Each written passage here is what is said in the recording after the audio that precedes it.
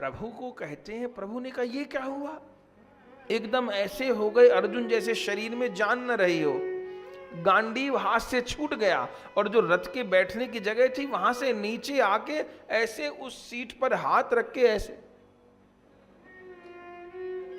भगवान ने कहा इसको क्या हो?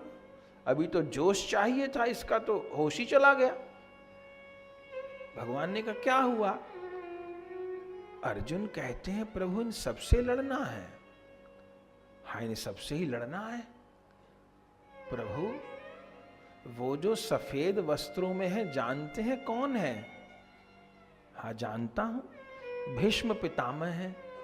प्रभु इन्होंने मुझे उंगली पकड़ के चलना सिखाया।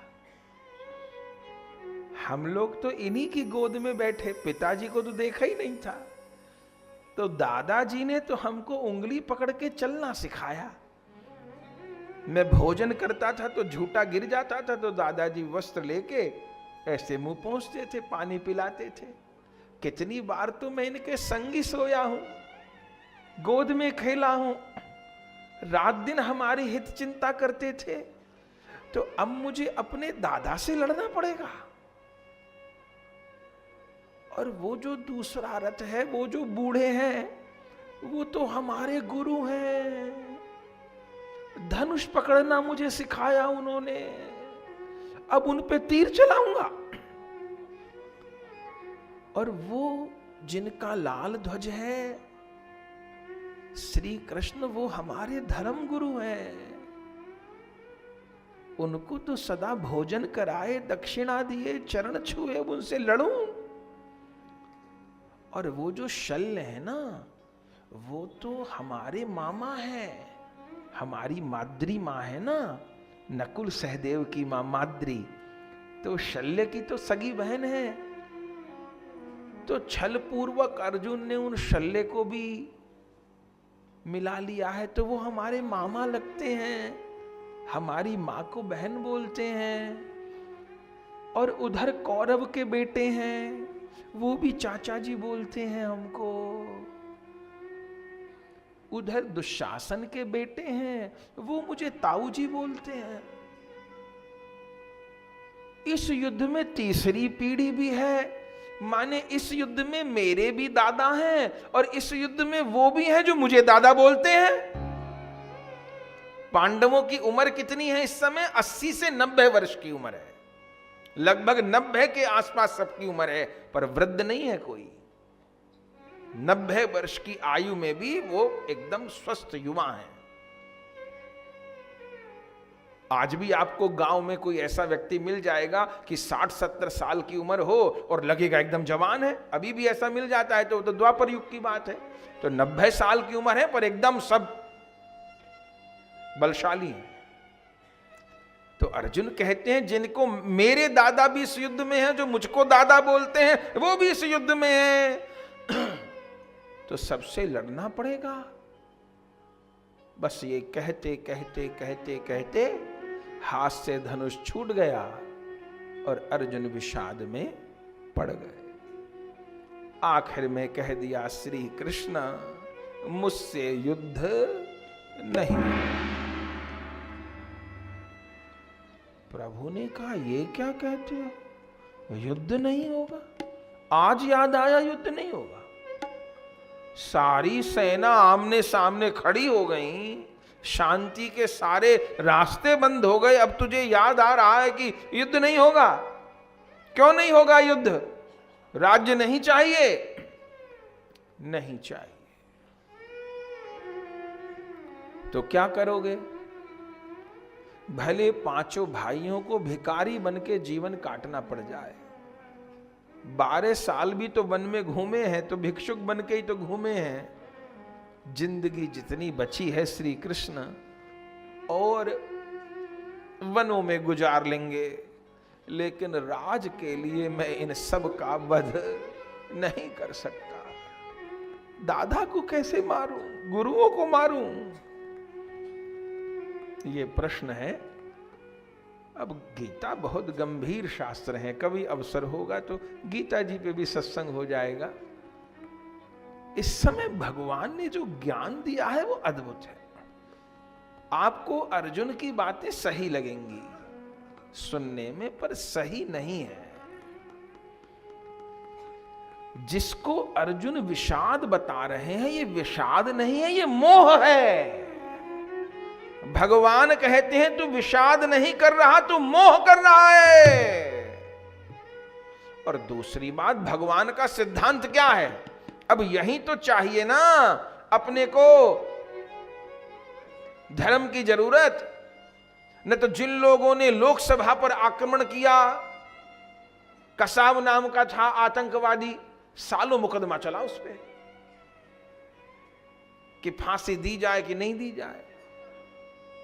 इतने दिन उन आतंकवादियों पे 2-2, 4-4, 5-5 साल मुकदमे चलेंगे कि फांसी दी जाए ना दी जाए। अफजल नाम का आदमी, अफजल गुरु, उसका तो कितना हल्ला मचा। और ऐसे पापी लोग बैठे दिल्ली में कि तेरे अफजल हम शर्मिंदा हैं, तेरे कातिल जिंदा हैं। उसको हीरो बना दिया। अरे भैया, आतंकवादी को हीरो बना दिया। और कितने लोग ऐसा हिंदुस्तान में समय आया, आतंकवादी को फांसी की सजा हो गई, 12 बजे सुप्रीम कोर्ट खुलवा दी। गरीब के लिए तो नहीं खुलेगी, आतंकवादियों के लिए 12 बजे सुप्रीम कोर्ट खुल गई, जज भी आ गए। और जितना स्टे लगा सकते हैं, फांसी को जितना आगे कर सकते हैं, ये सब नाटक थे। इन सब नाटकों का उत्तर श्री कृष्ण ने दिया है। भीष्म पितामह परम भक्त हैं, भीष्म पितामह को भगवान सदगति देंगे, भीष्म पितामह की शरशैया पर भगवान जाएंगे, भीष्म पितामह स्तुति गाएंगे, ये सारी बात ठीक। लेकिन भीष्म पितामह भक्त हैं, इससे उनको कोई छूट नहीं देंगे श्री कृष्ण। भक्ति की वो भक्ति का फल मिलेगा। लेकिन श्री कृष्ण का कहना है, अर्जुन की तरफ क्यों खड़े हो गए? जो जो अर्जुन के साथ खड़ा होगा वो सब बैरी हैं, उनको मारूंगा। ये श्री कृष्ण की नीति है। आतंकवादी आतंकवादी है, आतंकवादी को घर में रखने वाला आतंकवादी है, आतंकवादी को पानी पिलाने वाला आतंकवादी है, आतंकवादी का साथ देने वाला आतंकवादी है, आतंकवादी का केस लड़ने वाला आतंकवादी है। ये श्री कृष्ण की नीति। आज की जैसी बात नहीं है। श्री कृष्ण की ये नीति नहीं है। भीष्म पितामह बहुत बड़े भक्त हैं, लेकिन भक्ति का परिणाम उनको दे देंगे। लेकिन दुर्योधन की बगल में जाके खड़े होंगे तो उनको दंड दिए बिना नहीं छोड़ेंगे। भगवान ने कहा वो सब बात ठीक, इस समय आताताइयों को दंड देने का अवसर है। आ जाए यहां पे, बच जाएंगे। यहां तो नहीं आएंगे। अच्छा, महाभारत में एक परेशानी और है। महाभारत में और रामायण में एक बहुत बड़ा अंतर है। महाभारत में हर किसी ने अपनी एक अलग कसम खा रखी है। महाभारत में हर आदमी ने एक अलग कसम खा रखी है। भीष्म पितामह की अपनी कसम है कि मैं सिंहासन के साथ बंधा हूं। द्रोणाचार्य की अपनी कसम है कि मेरा बेटा यदि कुछ हो गया तो मैं शस्त्र त्याग दूंगा। कैसी बात करते हैं? अरे जब आपका बेटा युद्ध लड़ रहा है तो या तो वो किसी को मारेगा या वो मरेगा। ये क्या बात हुई कि मेरा बेटा ऐसा हो जाएगा तो मैं शस्त्र छोड़ दूंगा? कर्ण ने अपनी शपथ खा रखी है। लोग कहते हैं कर्ण बहुत बड़ा दानी था। कल भी जिनके घर पर गए उन्होंने कहा महाराज आपने चंडाल चौकड़ी में कर्ण का भी नाम ले दिया, तो कर्ण तो बहुत बड़े दानी थे, ये असत्य तो नहीं है। तो हमने उनको कहा कि पहले तो आप 7 दिन की कथा सुनिए। मैं 10 मिनट में आपके घर आए तो पूरी तो 7 दिन की कथा नहीं सुना सके, तो पहले तो आप कथा सुनिए। फिर हमने उनको जो बात थी वो बताई। उसमें उन्होंने एक बात और पूछी कि वो तो दानी था बहुत बड़ा, तो ये सत्य है। अब इसमें 2 बात है। एक तो बात हम कह चुके कि जीवन में 2 बहुत बड़े पाप किए कर्ण ने। एक तो द्रौपदी जी को वैश्या कहा और दूसरा दुशासन नग्न नहीं करना चाहता था, नग्न करने के लिए उकसाया कर्ण ने। एक तो दो ये पाप हो गए। दूसरा, अब दान की बात भी सुन लीजिए। कर्ण ने दान तो बिल्कुल किया, ये पक्की बात है। जो आ जाता था मांगने वो देता था। इंद्र ने कवच भी मांग लिया तो वो दे दिया। पर महाभारत पढ़िए ना, असली बात तब पता चलेगी। सीक्रेट सारे यहां लिखे हुए हैं। कर्ण क्यों दान करता था? कर्ण एक अनुष्ठान कर रहा था। क्या अनुष्ठान कर रहा था? अर्जुन की हत्या हो, मैं अर्जुन की हत्या करूं। उस तामसिक अनुष्ठान में 3 चीजें थीं, 3 नियम थे उस अनुष्ठान में। पहला, कर्ण किसी से पैर नहीं धुलवाएगा, उसका कोई चरणामृत ना ले ले, वरना उसका अनुष्ठान का तेज उसके पास चला जाएगा। दूसरी बात, कर्ण किसी भी दूसरे की बनी हुई वस्तु न खावे, किसी के भी घर का कुछ ग्रहण न करे, उसके पास तेज चला जाएगा। तीसरी बात थी कि कोई भी कुछ भी मांगने आवे तो उसको मना ना करे। तो वो दानी ऐसे ही नहीं बन गया। एक विधि के तहत उसने ये 3 नियम लिए थे। जिंदगी भर उसने यही प्रयास किया, ये अनुष्ठान पूजा पाठ किए, भगवान प्राप्त हो इसके लिए नहीं, मेरा उद्धार हो इसके लिए नहीं, मैं अर्जुन की हत्या करूं। तो भाई साधन कितना भी ऊंचा कर लीजिए, दान भी कर लीजिए, पुण्य भी कर लीजिए, लेकिन यदि लक्ष्य ही इतना गंदा है, अर्जुन जैसे संत को मारना, अर्जुन ने क्या बिगाड़ दिया था कर्ण का? बताइए, अर्जुन ने क्या बिगाड़ दिया था कर्ण का? जितना बुरा हुआ पांडव, अर्जुन से क्या बैर था? उसने दुर्योधन से मित्रता की कसम खा रखी है। महाभारत की समस्या यह है, हर किसी ने कसम खा रखी है। भीमसेन ने कसम खा रखी है, मैं दुशासन की छाती का लहू पीऊंगा, दुर्योधन की जंघा तोड़ूंगा। अर्जुन भी कसम खा लेते हैं, मैं जयद्रथ को मारूंगा। नकुल सहदेव कसम खा लेते हैं, मैं शकुनी को मारूंगा। आप कहेंगे तो कसम खा ली तो महाराज जी इसमें क्या नुकसान हो गया? देखिए, होता क्या है कि जब राष्ट्र हित की बात आती है तो व्यक्तिगत हित से, व्यक्तिगत मान सम्मान से ऊपर उठा जाता है। पार्टी का हर नेता अपनी प्रेस्टेज को लेके बैठ जाए तो पार्टी तो नहीं चलेगी। फिर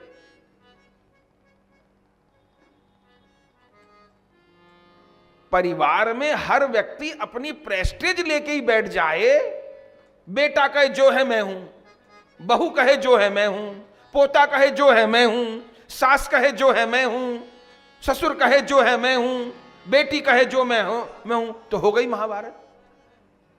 चलेगा घर? नहीं चलेगा। परिवार के हित के लिए व्यक्तिगत हित छोड़ना पड़ता है।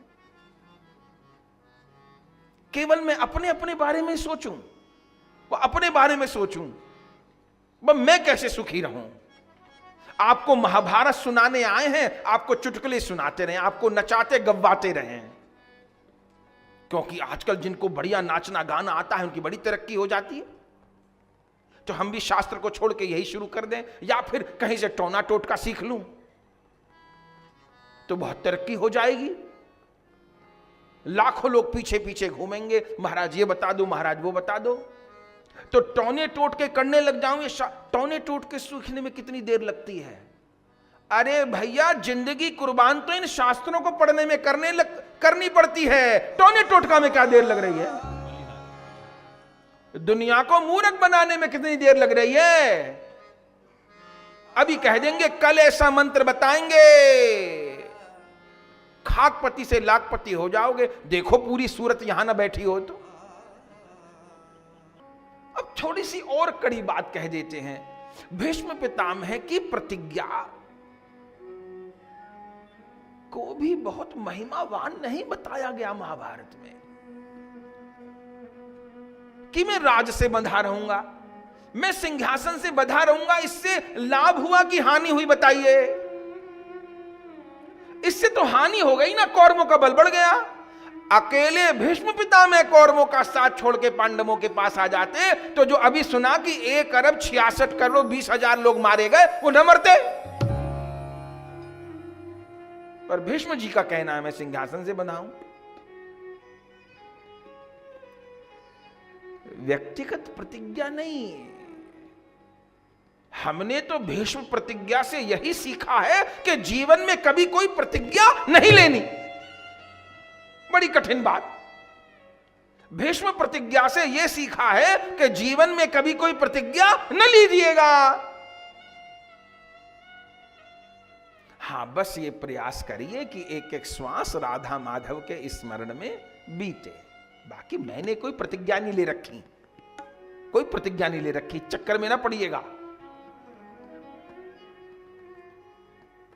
बोले वहां गए, ये सब बातें भगवान ने समझाई हैं, ये सब गीता के सत्संग की बात है। भगवान ने कहा कोई दादा नहीं, कोई गुरु नहीं, कोई धर्म गुरु नहीं। जो दुर्योधन के साथ है वो धर्म गुरु नहीं है, वो अधर्म गुरु है। क्यों दुर्योधन के साथ? आ जाओ छोड़ के यहां।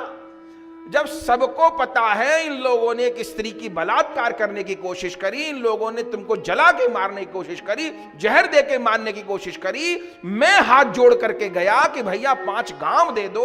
वो सबके आगे कहता है कि सुई की नोक के बराबर जगह नहीं दूंगा। दूसरे की जमीन मार के बैठा है, दूसरे का पैसा मार के बैठा है, और तुम अपने अपने प्रण लेकर के उसके साथ खड़े हो। क्यों खड़े हो? क्यों खड़े हो? बुरे आदमी के साथ खड़े हो। तो दुर्योधन के साथ खड़े हो तो किसी को नहीं छोड़ूंगा, सबको मारूंगा। और श्री कृष्ण ने कहा बेटा तू ये न समझना तू गांडीव से मारेगा, तू गांडीव ना उठा तो मैं सुदर्शन उठाता हूं, पर इन सबको मार के छोड़ूंगा। मत उठा गांडीव, मैं मारूंगा। फिर अर्जुन ने प्रश्न पूछे हैं, और जो भगवान ने ज्ञान दिया है वही गीता है। अब छोड़ते भी नहीं बनता, कहते भी नहीं बनता, तो 3 श्लोक का उच्चारण करिए। ये 3 श्लोक हमको श्रीमद् भगवद गीता के जैसे चेहरे पे आंख नाक कान है ना, किसी भी चीज को पहचानने के लिए, सुनने के लिए, समझने के लिए आंख नाक और कान ही तो हैं। कुछ चीज सुन के समझे, कुछ देख के समझे, कुछ सूंघ के समझे। हमारी समझ में ये श्रीमद् भगवद गीता में 700 श्लोक हैं, पूरा शास्त्र है, पर ये 3 श्लोक आंख नाक कान के जैसे हैं। 6ठे अध्याय का 35वां श्लोक, 9वें अध्याय का 22वां श्लोक, 18वें अध्याय का 66वां श्लोक। 3 श्लोक का उच्चारण करिए। फिर अब विश्राम की ओर धीरे धीरे चलेंगे। अर्थ जब कभी अवसर होगा सुनाएंगे। 6ठा अध्याय। असंशयं महाबाहो, असंशयं मनो दुर्निग्रहं चलम्, अभ्यासेन तु कौन्तेय, वैराग्येन च गृह्यते।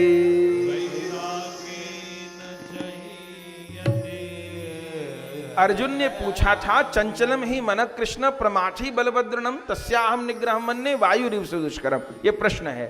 श्री कृष्ण उत्तर में क्या कहे? असंशयम महाबाहो। असंशयम, असंशयम माने नो डाउट। असंशयम महाबाहो मनो दुर्निग्रहम चलम। अर्जुन तुमने ठीक कहा, मन बहुत कठिन है, तुम्हारा मन नहीं मान रहा, बार बार मन विचलित हो रहा है, लेकिन अभ्यासेन तु कौन्तेय वैराग्येण च गृह्यते। अभ्यास और वैराग्य के द्वारा धीरे धीरे ये मन वश में हो जाता है। आज प्रारंभ में जिस प्रश्न की चर्चा की है कि नाम जप कैसे निरंतर होए, तो उसमें अभ्यास ही तो बताए। ये भगवान के मुख की अभ्यासेन तु कौन्तेय। 5 साल का बच्चा था, साइकिल सीखने गया, पिता साथ में गए, बच्चे को साइकिल सिखा रहे हैं। बच्चे से कहते हैं बेटा हैंडल पकड़ पैंडल मार, बच्चा हैंडल पकड़े तो पैंडल छूटे, पैंडल देखे तो हैंडल छूटे, बार बार गिरे घुटना फूटे सिर फूटे। माँ के पास आए साइकिल नहीं चलाऊंगा बहुत बुरी चीज है। माँ कहती है बेटा पहला दिन है, पहले दिन छोड़ो आ जाती है, बेटा जाओ तेरे पिताजी जाएंगे सिखाएंगे। अगले दिन फिर गया, हैंडल देखे तो पैंडल छूटे, पैंडल देखे तो हैंडल छूटे। सीखता रहा, धीरे धीरे चलानी आ गई। अब बीते साल 2 साल, अब वो बच्चा जा रहा है स्कूल। अजी हैंडल पैंडल की कौन कहे, दोनों हाथ ही छोड़ रखे हैं। सड़क पर इतनी भीड़ है और सबसे बचते हुए अपने बगल वाले बच्चे से बात करते हुए स्कूल पहुंच जाता है। कैसे हो गया जी? पहले दिन तो हैंडल पैंडल समझ नहीं आ रहा था, अब दोनों हाथ छोड़ के साइकिल चला रहा है। अभ्यासेन तु कौन्तेय वैराग्येन च गृहीयते। लेकिन बच्चे ने साइकिल क्यों सीख ली? क्योंकि उसमें लगन थी और उसको ये पता था कि साइकिल सीखे बिना गुजारा नहीं है, वाहन चलाए सीखे बिना गुजारा नहीं है। जिस दिन ये समझ में आ गया कि भजन किए बिना गुजारा नहीं है, उस दिन वहां भी ईमानदारी से अभ्यास होने लग जाएगा। भजन के बिना नर गुजारा ना होगा, इस दुनिया में कोई तुम्हारा ना होगा। बुलाने पे उस दिन वो आएंगे कैसे, जो पहले से रो रो पुकारा ना होगा। भजन के बिना नर गुजारा ना होगा, इस दुनिया में कोई तुम्हारा ना होगा। पहला श्लोक 6ठे अध्याय का, अब दूसरा श्लोक 9वें अध्याय का। इस श्लोक को भी बोलिए। अनन्याश्चिन्तयन्तो माम् ये जनाः पर्युपासते तेषां नित्याभियुक्तानां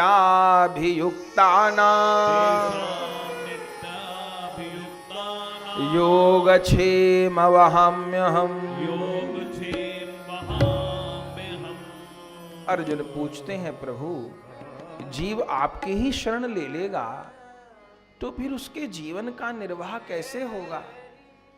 शास्त्र ये भी तो कहते हैं देव ऋण है, पितृ ऋण है, ऐसा है, और काम भी इतने हैं कि पूरा दिल दिमाग देने के बाद भी काम नहीं होते।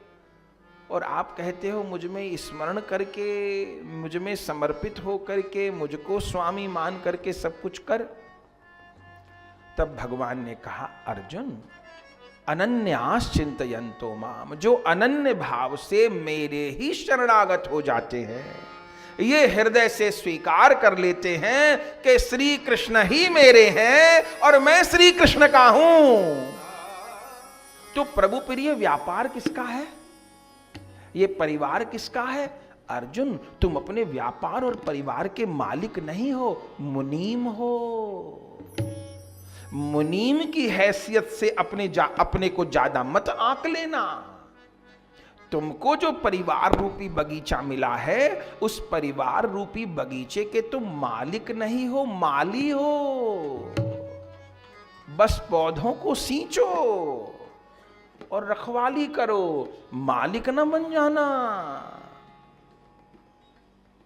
तो फिर मैं कौन हूं? तुम बस श्री कृष्ण के हो। ये आत्मा परमात्मा का अंश है और इस आत्मा को अंततः उसी परमात्मा को प्राप्त करना है। तो प्रभु फिर जो लगता है कि इतने काम बाकी रह जाएंगे, उसका देना, उसका लेना, उसका ये, उसका वो, माथे में तो चिकड़म चलती रहती है। देख अर्जुन, अपने कर्तव्य कर्म को कर, लेकिन यदि तू मेरा शरणागत हो जाता है तो इस बात का ध्यान रखना, योग क्षेम वहाम्य, तेरे योग क्षेम का मैं वहन करूंगा। तेरा कोई काम नहीं रुकेगा, सदा मैं तेरी सहायता करूंगा। और तो खुद कर्म का मालिक बन जाए तो देख ले करके, कुछ हो जाए तो। दूसरा श्लोक, अब तीसरा और अंतिम श्लोक 18वें अध्याय का 66वां श्लोक। ये भगवान के मुख का अंतिम श्लोक है। सर्वधर्मान परित्यज्य मामेकं शरणं व्रज अहं त्वा सर्व पापेभ्यो मोक्षयिष्यामि मा शुचः। आखिर में पूछते हैं, प्रभु आप ज्ञान योग भी सुना दिया, कर्म योग भी सुना दिया, आप ये भी सुना दिया, वो भी सुना दिया, मेरे खिचड़ी पक गई माथे में, करूं क्या? आप तो सब कुछ सुना दिए, करूं क्या? आखिर में एक बात बोल दो तो सुन ले, सर्वधर्मान परित्यज्य मामेकं शरणं व्रज। एक बात देखिएगा बंधुओं, ये बात किसी के शास्त्र में नहीं लिखी। ये जो टोपी वाले हैं इनके यहां भी क्या लिखा है? उसका भजन करो, उसका भजन करो, उसका भजन करो। किसका करें? उसका करो, उसका करो। हमारे यहां नहीं लिखा। हमारा ठाकुर तो ताल ठोक के कह रहा है मेरी शरण में आ। ये किसी माई के लाल ने नहीं कहा। ये ना उसने कहा जो सातवें आसमान पे बैठा है, ना उसने कहा जो कहीं और है। सबने कहा उसको भजो, उसको भजो, उसको भजो। वो सातवें आसमान, हमको क्या पता कहां बैठा है सातवें आसमान। ये हमारे ही भगवान ने कहा कि मेरी शरण में आ। ये कहीं नहीं कहा गया। यीशु कहते हैं मैं उसका पुत्र हूं, उसको भजो, वो नहीं आया। टोपी वाले कहते हैं वो सातवें आसमान पे बैठा है। हमारे यहां ये सब उधार का काम नहीं है। हमारे यहां भगवान कह रहे हैं युद्ध के मैदान में सर्वधर्मान परित्यज्य मामेकं शरणं व्रज, मेरी शरण में आ। अहं त्वा सर्व पापेभ्यो मोक्षयिष्यामि मा शुचः, तो इसको सारे पापों से, अपराधों से मुक्त कर दूंगा। ये मत सोच इसको मारने से पाप होएगा, इसको मारने से पुण्य होएगा, इसको मारने से ये होएगा। मेरी आज्ञा से कर्म कर। अर्जुन को बात समझ में आ गई है। उसके बाद तो फिर नष्टो मोहा स्मृति लब्धा, मोह नष्ट हो गया, स्मृति जागृत हो गई है। अर्जुन का रथ भगवान पीछे ले आए हैं, युद्ध की तैयारी हो गई। कितनी देर में गीता का ज्ञान दिया? 2 घड़ी में, 45 मिनट में, 2-4 दिन में नहीं। जिसको समझाना हो तो फिर वो तो, और ठाकुर समझाने लग जाए तो 45 मिनट भी ज्यादा ही थे। 45 मिनट में सारी बात बता दी। इतनी देर में ज्ञान दे दिया। हम लोग को तो 7 दिन मिले हैं, भगवान तो 45 मिनट सत्संग किए। फिर कह दिया आओ, फाइट इज ऑन, अब युद्ध करो। अब युधिष्ठिर अपना आगे रथ बढ़ाए। अर्जुन ने कहा इनको क्या हुआ? युधिष्ठिर तो रथ आगे क्या बढ़ाए, रथ से उतर गए और सारे शस्त्र छोड़ के, पादुका उतार के पैदल ही जाने लगे। अर्जुन ने कहा इनको पकड़ो, कहीं इनको तो विषाद नहीं हो गया। भगवान ने कहा गलत समझ रहे हो, तो ये पादुका उतार के क्यों जा रहे हैं? नकुल सहदेव ने कहा भैया संधि नहीं करनी, आ जाइए। युधिष्ठिर ने कुछ सुना ही नहीं। भगवान मुस्कुराते रहे। अर्जुन ने कहा प्रभु क्या बात है? भगवान ने कहा मैंने तुमको कहा तुरंत प्रतिक्रिया नहीं देनी किसी बात पे। अभी जा रहे हैं, थोड़ा समझ लो, देखो। क्या देखा? युधिष्ठिर चलते हुए पहुंचे, भीष्म पितामह के पास पहुंच करके चरणों में सिर रख दिया और हाथ जोड़कर खड़े हो गए। भीष्म पितामह ने कहा कहो बेटा, युद्ध का समय है। दादाजी आपकी तो गोद में खेले हैं, आपकी उंगली पकड़ के चलना सीखे हैं। विधाता ने आमने सामने लाके खड़ा कर दिया, हाथ जोड़ के आपसे आशीर्वाद लेने आया हूं, मुझे आशीर्वाद दो। भीष्म पितामह ने दोनों हाथ ऊपर करके कहा विजयी भव, विजयी भव, विजयी भव। सुन, युद्ध के 9वें दिन अर्जुन को भेजना, अकेले में मेरे आसे आके मिलेगा, मैं अपने वध का उपाय बता दूंगा अर्जुन को, मुझे कोई मार नहीं सकता, अभी नहीं, 9वें दिन भेजना, अर्जुन को कान में कह देना, मैं उपाय बता दूंगा, मैं रास्ते से कैसे हटूंगा। अब द्रोणाचार्य को जाके प्रणाम किया, चरण छुए, कहो आप तो गुरु हैं, आशीर्वाद लेने आया। हद हो गई। द्रोणाचार्य ने भी दोनों हाथ उठा के विजयी भव, विजयी भव, विजयी। देखो धर्मराज, मुझको तुम 5 भाइयों में से मार तो कोई नहीं पाएगा।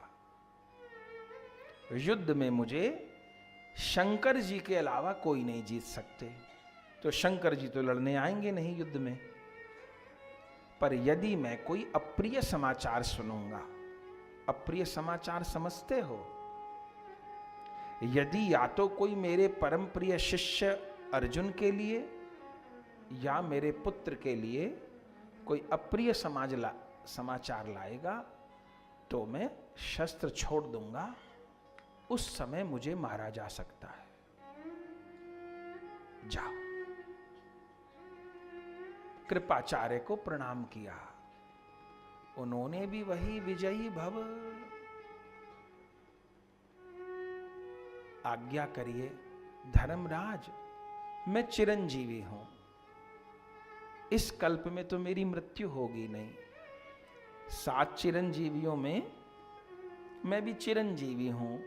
मेरे पिता शरद्वान, उनके पुत्र गौतम ऋषि, मैं चिरंजीवी हूं, मृत्यु तो नहीं होगी। लेकिन जैसे ही तुम दुर्योधन का अंत कर दोगे तो मैं युद्ध का त्याग कर दूंगा। मैं मारा नहीं जाऊंगा, लेकिन मैं युद्ध का त्याग कर दूंगा। शल्य को प्रणाम किया, उन्होंने भी आशीर्वाद दिया। ये तो सबको प्रणाम कर रहा था, आशीर्वाद ले रहे थे, लौट के आए, दुर्योधन ने तो हंगामा खड़ा कर दिया। भीष्म पितामह द्रोणाचार्य कृपाचार्य के पास जाके बोला कि वहीं चले जाओ लड़ने, या खड़े क्यों हो? यदि विजयी भव के आशीर्वाद देने थे तो खड़े क्यों हो यहां पे आप लोग? इतनी धोखाधड़ी मेरे साथ में, इतनी धोखाधड़ी मेरे साथ में कि लड़ मेरे साथ रहे हो। विजयी भव का युद्ध तो शुरू हुआ नहीं, विजयी भाई उसको तो लड़ क्यों रहे हो?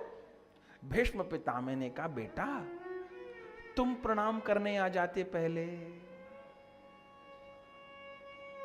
बेटा तुम प्रणाम करने आ जाते पहले, पर तुमने तो प्रणाम करना सीखा नहीं बड़ों को, तुमने तो बड़ों से अभद्रता करनी सीखी है ना। हमने पहले दिन एक बात कही थी, आपने यदि नोट की हो, महाभारत में कौरव पांडवों में बहुत बड़ा फर्क है। पांडवों ने जीवन में बड़ों से पूछे बिना कुछ नहीं किया, और कौरवों ने जीवन में बड़ों से पूछ के कुछ नहीं किया। सद्गुण का जीवन में कितना लाभ हो सकता है। पांडवों ने जीवन में युद्ध करने जा रहे हैं तो बड़ों से पूछ रहे हैं, फायदा किसका हुआ?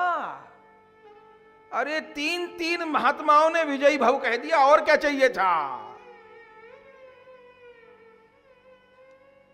भीष्म पितामह ने कहा, बेटा तुम प्रणाम करने आ जाते, यदि तुमने प्रणाम किया होता तो हम तुम्हें भी यही कहते। तो अब कर लेता हूं, अब क्या होगा बेटा, अब क्या होगा? अब तो कह चुके, अब क्या कर सकता हूं? एक काम कर सकते हो, क्या? पर तुम करोगे नहीं। नहीं, बताओ क्या? तुम जाके धर्मराज के चरण छू लो।